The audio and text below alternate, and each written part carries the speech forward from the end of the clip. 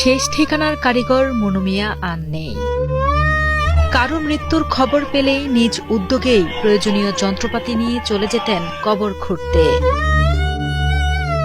নিঃস্বার্থ এই মানুষটি ৭৩ বছরের জীবনে কবর খুঁড়েছেন ৩,০০০-এর বেশি, আর এখন তার জন্যই খোঁড়া হচ্ছে কবর। দ্রুত সময়ে কবর খুঁড়তে যাওয়ার জন্য মনু মিয়া একসময় নিজের দোকান বিক্রি করে কিনেছিলেন একটি ঘোড়া। আদরের ঘোড়াটিকে নিয়েই তিনি ছুটে যেতেন কবর খুঁড়তে। তবে কিছুদিন আগে মনু মিয়া অসুস্থ হয়ে হাসপাতালে ভর্তি হলে সেই সুযোগে দুর্বৃত্তরা তার বহু বছরের সঙ্গী প্রিয় ঘোড়াটিকে নির্মমভাবে হত্যা করে। এতে মানসিকভাবে ভেঙে পড়েন এই মহৎপ্রাণ মানুষ। প্রিয় ঘোড়ার মৃত্যু শোকে মনু মিয়া শারীরিকভাবে আরও দুর্বল হয়ে পড়েন। চিকিৎসা শেষে বাড়ি ফিরে এলেও আর আগের মতো সুস্থ হয়ে ওঠেননি।